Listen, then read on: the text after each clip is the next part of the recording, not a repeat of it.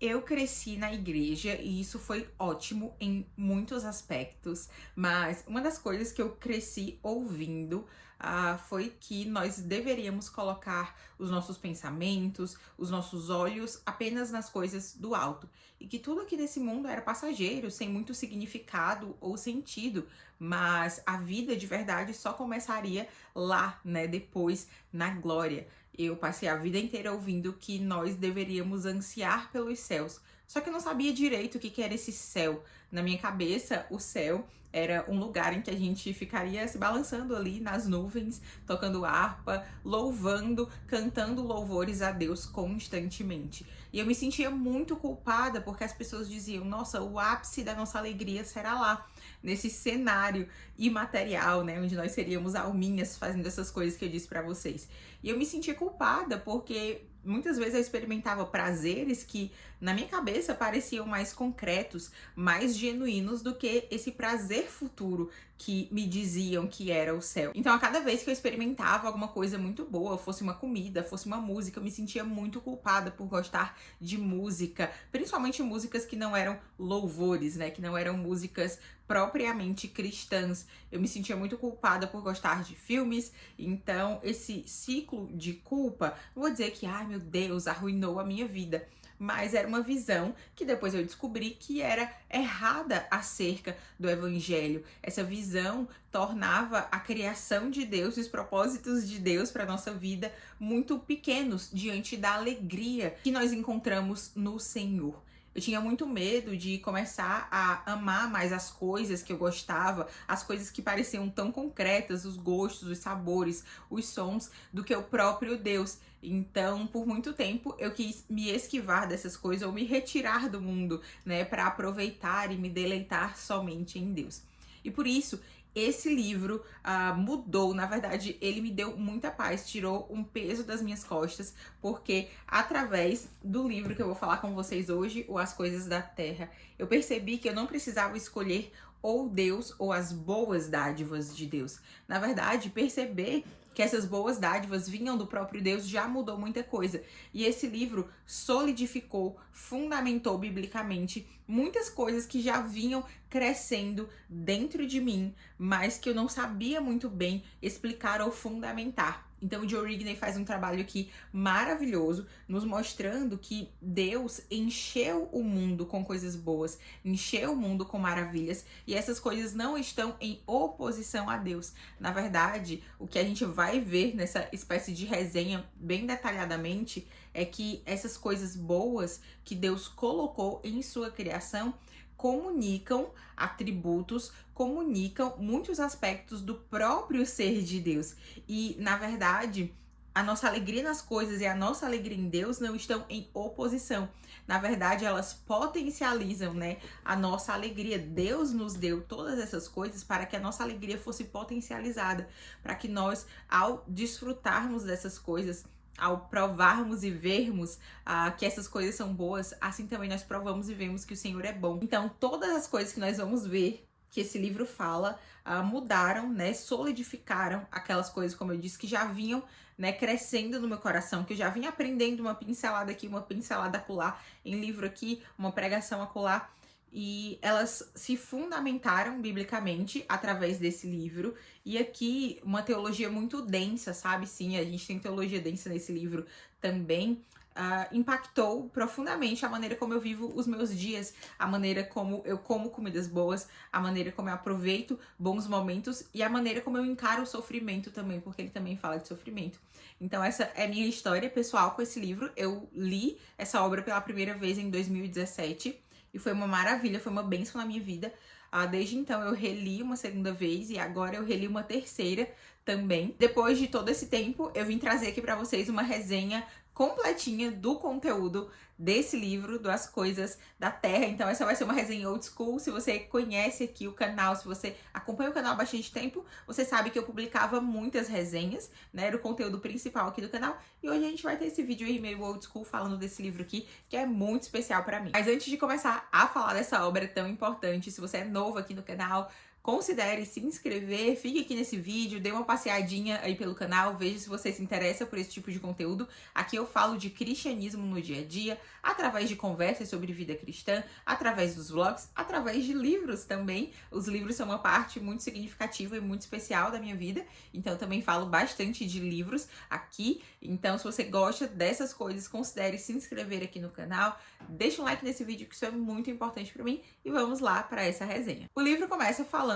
sobre a doutrina da Trindade, e a primeira vez que eu li esse livro eu fiquei, nossa, mas esse livro não é sobre as coisas boas do mundo, sobre nós aproveitarmos boa comida, boa música, as nossas relações familiares, as nossas relações de amizade. Por que ele tá falando da doutrina da Trindade? E aqui foi o meu primeiro contato com uma forma mais robusta de apresentação da doutrina da Trindade. E eu tive uma certa dificuldade nesse começo e fiquei me perguntando por que raios ele começou a falar da Trindade em um livro que era sobre as boas dádivas de Deus. Só que eu tola, né? Muito tola, continuei a ler o livro e depois fez todo sentido porque que ele começa falando da Trindade.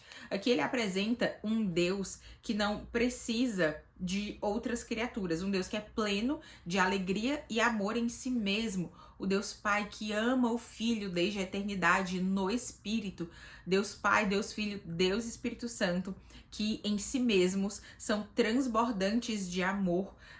E o Joe Rigney coloca aqui, nos apresenta esse Deus trino glorioso e a criação como esse transbordamento de amor que sempre existiu entre Pai, Filho e Espírito Santo.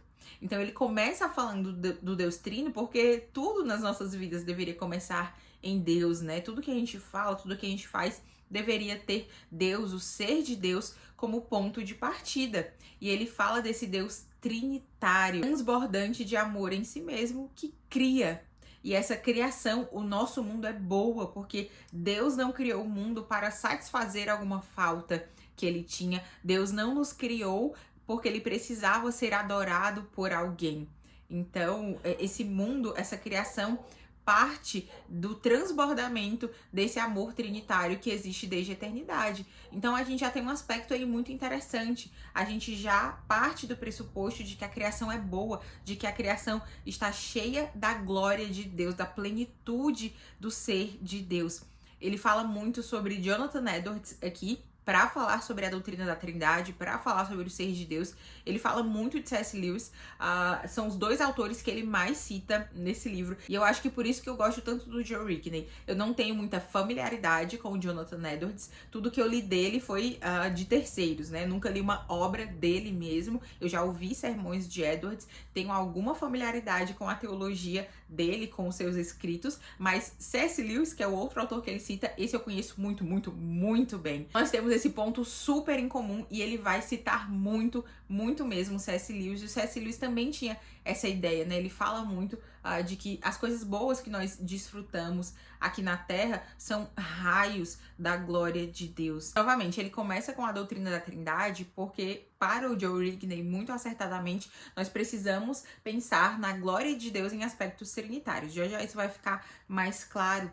E a gente fala muito sobre glorificar a Deus, né? A gente diz, eu quero trabalhar para a glória de Deus, eu quero tudo que eu fizer, né? Eu quero fazer para a glória de Deus, as pequenas coisas, as grandes coisas. Mas o que é glorificar a Deus, né? E ele diz aqui no começo, a glorificação inclui não só a exibição dos atributos de Deus, mas também o conhecimento desses atributos, o amor a eles e o deleite neles. Então nós não precisamos apenas conhecer a Deus, nós devemos amar a Deus e nos deleitar em quem Ele é, né, nesses atributos de Deus. E a grande ideia do Joe Rigney é que as coisas boas, a criação, né, quando nós desfrutamos da criação, nós também estamos desfrutando do ser de Deus, porque na criação, nas coisas boas que a gente experimenta, nós experimentamos raios, né, de glória que apontam para o próprio Deus. Então faz todo sentido ele começar esse livro falando do ser de Deus, falando como é que Pai, Filho e Espírito Santo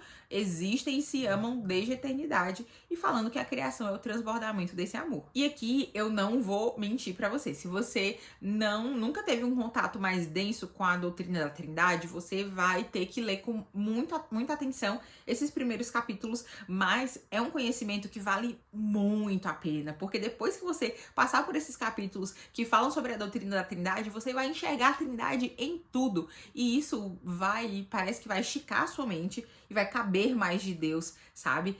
É maravilhoso. Depois que eu li esse livro, tanto essa ideia, né, de nós aproveitarmos as boas dádivas que Deus nos dá, como a ideia do próprio ser de Deus, tudo isso vai, olha, parece que um brilho novo no seu olhar vai surgir a partir daí, sabe? Então é maravilhoso. Se você começar a ler esse livro e achar difícil essa questão da Trindade no começo, eu prometo que vale muito a pena. Você não vai se arrepender de continuar essa leitura. Você vai perceber que a estrutura desse livro é muito interessante. Então ele vai pavimentando ali um caminho. Na verdade, vamos pensar no edifício, né? Ele vai construindo um alicerce, uma base, e por cima disso ele vai colocando cada vez mais tijolinhos, né? Cada vez mais camadas nesse edifício da teologia que ele tá construindo aqui. Então ele começa com esse fundamento da doutrina da Trindade, e aí depois ele vai colocando essas camadas de conhecimento que vão te ajudar a ter esse quadro geral acerca desse assunto que ele tá tratando aqui. E uma coisa muito interessante é que no começo do livro você fica pensando, certo, entendi, desfrutar das coisas boas, né?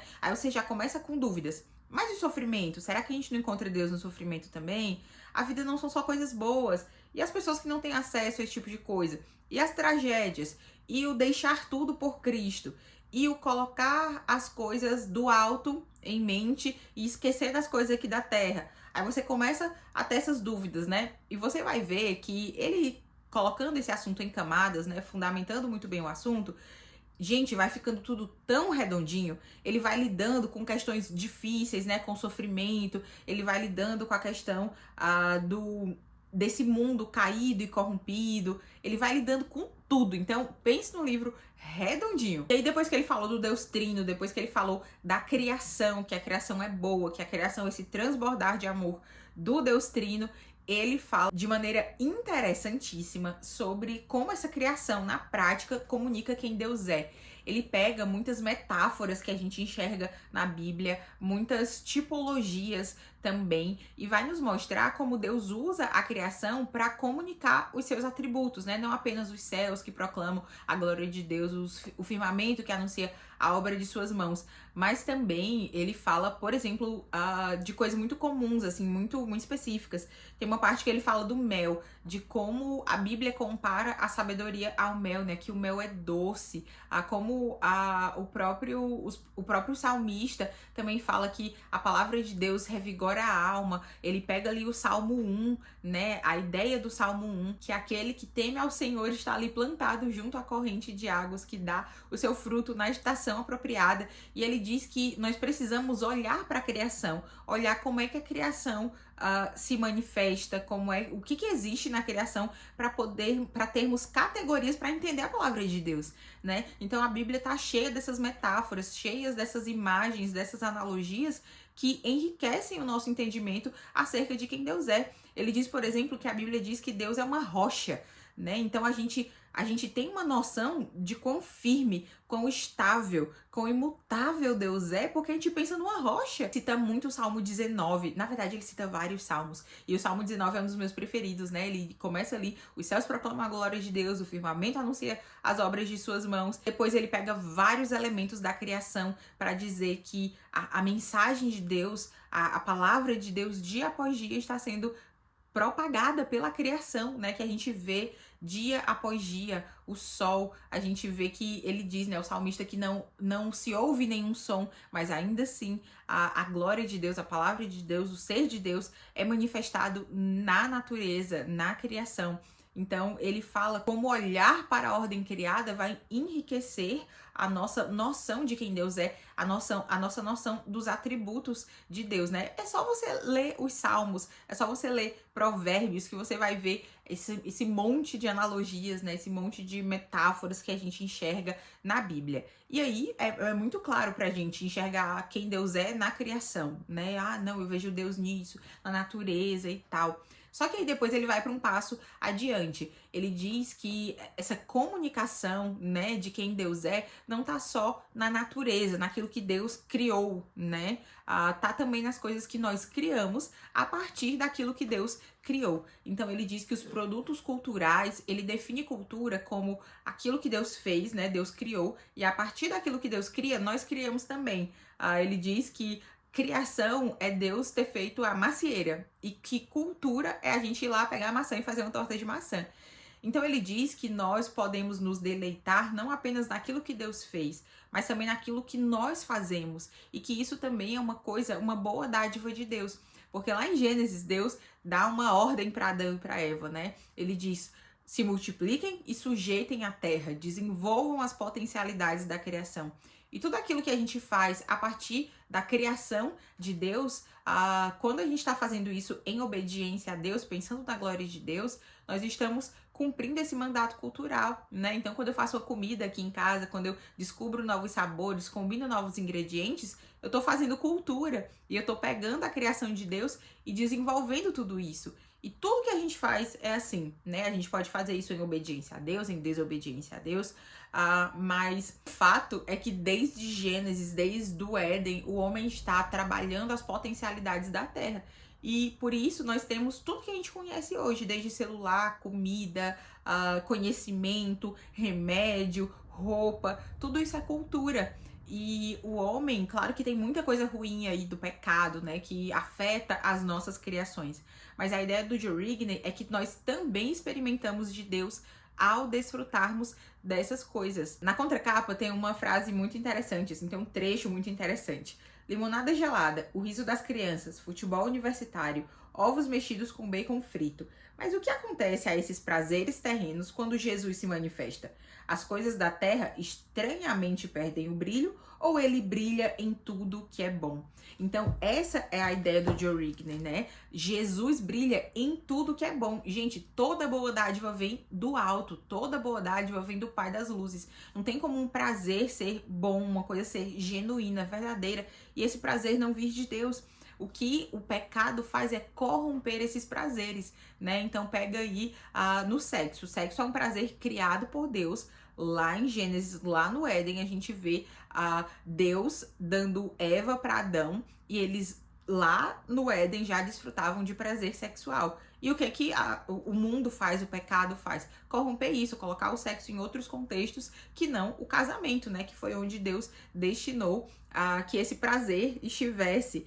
E isso, a gente vê essa deturpação em várias outras coisas. Lidar com prazer é algo difícil, né? Pode ser algo difícil. Então, muitas pessoas fogem de qualquer tipo de prazer, dizendo, não, nós temos que nos separar desse mundo. Mas nós devemos nos separar do pecado e não das coisas boas que Deus nos dá, né? Que Deus nos dá livremente para o nosso aprazimento, como o apóstolo Paulo diz a Timóteo, né? Então nós devemos abraçar essas coisas boas que Deus nos dá. Essa é a ideia central do Joe Rigney. E ele vai falar isso aqui amplamente, em vários aspectos diferentes. Ele vai falar muito da própria história dele, de como foi que ele desenvolveu essa ideia bíblica, gente. Bíblia, esse livro tem muita Bíblia, e ele também vai lidar com questões difíceis, como eu disse. Ele vai lidar com o sofrimento, a realidade do sofrimento, como é que Deus é glorificado no sofrimento, né? E ele vai dizer que quando a gente desfruta das coisas boas, a gente está desfrutando do próprio Deus. E quando nós não temos as coisas boas, ainda assim nós podemos desfrutar de Deus, às vezes muito mais intensamente, né? Então ele lida com essa questão, ele lida também com a questão do sofrimento no mundo, que às vezes, só por você ter nascido num canto e não em outro, você nasceu numa zona de guerra, a sua vida vai ser muito mais difícil do que quem nasceu num lugar super confortável, né? E ele vai lidar com essas questões também. Lida muito bem com a questão da idolatria, de como é que todas essas coisas boas, beleza, boas dádivas, mas isso facilmente pode se tornar um ídolo no nosso coração. Ele fala que a solução evangélica para a idolatria não é desfrutar menos das coisas, é desfrutar mais de Deus. A solução evangélica para a idolatria é nós amarmos supremo e plenamente a Deus, e aí então nós seremos livres para desfrutar das coisas boas que Deus nos dá. Ele tem um capítulo muito didático chamado Ritmos da Piedade. porque a gente sabe que nós praticamos, exercitamos a piedade quando nós estamos ali lendo a Bíblia, orando, cantando louvores a Deus, quando a gente está no culto, ou então fazendo culto doméstico. Para a gente é muito claro que isso é muito espiritual, que a gente desfruta mais de Deus, aprende mais de Deus através dessas ações, né, espirituais. Coloquemos aí nessa categoria. Pra gente isso daí é muito claro. E ele diz que sim, nós precisamos fazer todas essas coisas, mas que a nossa piedade não se manifesta apenas dessa forma. Ele chama essas coisas, né, orar, cantar, estar em comunhão com os irmãos, estar na igreja, como piedade direta. Então isso é uma, né, a gente está diretamente bebendo ali de quem Deus é. Mas ele também coloca uma outra categoria chamada piedade indireta. E na piedade indireta, todas as outras coisas se manifestam, né? Então, comer uma comida boa, estar com a nossa família, aproveitar ali as risadas do nosso filho, das crianças que estão ao nosso redor, desfrutar de uma paisagem bonita. Então, nós não estamos diretamente, quando eu tô, né, num tempo de qualidade com meu marido, eu não tô diretamente cantando um louvor a Deus. Mas ele diz que indiretamente eu também estou num momento de piedade, porque eu estou desfrutando daquilo que Deus me dá. Ele diz aqui que a piedade direta deve orientar como nós vivemos e aproveitamos a piedade indireta. Ele diz o seguinte: o alimento é bom, a esposa é boa, os amigos são bons, a terra é do Senhor e toda a sua plenitude. Essa é a ideia dele, central. Do Senhor é a terra e toda a sua plenitude. Eu já falei disso aqui no canal. Não devemos rejeitá-los, temos de recebê-los com alegria, dando graças a Deus por elas e consagrando-os com orações bíblicas. Pessoas que orientam sua vida pela piedade direta, oração, leitura da Bíblia, essas coisas, em torno das Escrituras e em oração, estão livres para receber com gratidão a bondade de Deus no que Ele criou e nos deu. Aí ele diz aqui, ele cita, por exemplo, o exemplo do jejum. O jejum é bom, o jejum é uma forma de piedade direta, mas a gente não pode viver jejuando para sempre, né? Então nós precisamos desses ritmos. Ele diz mais na frente: nosso gozo das dádivas deve enriquecer e aumentar nosso amor ao próprio Deus. E nosso amor ao próprio Deus deve enriquecer e aumentar nosso gozo de suas dádivas. Isso aqui é maravilhoso, porque quando a gente experimenta uma comida muito boa, a gente vive coisas muito boas, nosso coração deve se encher de gratidão e amor pelo Deus que nos deu essas coisas boas. E o contrário também acontece. O nosso amor por Deus nos faz desfrutar com ainda mais intensidade das coisas boas que Ele nos dá, porque nós temos a quem agradecer, sabe? Nós não somos como quem não acredita em Deus, que experimenta coisas boas e, certo, mas de onde é que vem isso aqui? Né? Nós podemos desfrutar de tudo isso com o coração grato. Então ele diz que esses ritmos de piedade são uma via de mão dupla. Então, quando a gente aprende mais de Deus lendo um livro, lendo a Bíblia, isso aumenta o nosso prazer naquilo que Deus nos dá, né? A gente tem momentos ali com os nossos amigos, sabendo que é Deus que nos dá amigos, sabendo que Deus é um Deus relacional e por isso a gente também tem prazer quando a gente se relaciona com as pessoas. E o contrário também é verdadeiro. Quando a gente desfruta das dádivas, o nosso amor ao próprio Deus também aumenta, né? Então essa é a ideia de piedade direta e de piedade indireta. Para além disso, o autor fala muito sobre envolvimento cultural, produção cultural, como é que a gente se envolve mesmo com a cultura, como é que a gente pode glorificar a Deus nesse envolvimento com a cultura, nas nossas profissões, naquilo que a gente faz todos os dias. Ele diz que é inevitável que a gente se engaje com a cultura, porque tudo aquilo que a gente faz todos os dias, até a nossa fala, é cultura, porque a linguagem também é fruto da cultura, é fruto da ação humana, né? Então, tudo que a gente faz todos os dias é cultura, é um envolvimento cultural. Como é que a gente pode fazer isso para a glória de Deus? Como é que a gente pode redimir a cultura? Então, é muito interessante. Depois de tudo que eu falei, você ainda ficou desconfiado, achou essa história de desfrutar das coisas boas, né? E desfrutar intensamente meio esquisita? Leia o livro, tenho certeza que as suas dúvidas serão respondidas ao final da leitura. Esse livro é realmente muito especial para mim. Definitivamente, a cada vez que eu releio As Coisas da Terra, eu saio com mais gás para aproveitar intensamente tudo aquilo que Deus me dá, para confiar em Deus em meio ao sofrimento, para confiar que Deus é bom mesmo em meio ao sofrimento. E eu espero que vocês tenham gostado dessa resenha. Me conta aqui nos comentários se você já ouviu essas ideias em algum lugar, se você já leu esse livro. Eu vou deixar o link para compra aqui embaixo. Comprando qualquer coisa através desse link da Amazon, você me ajuda a continuar produzindo conteúdo aqui pro YouTube. Até o próximo vídeo. Deus abençoe você.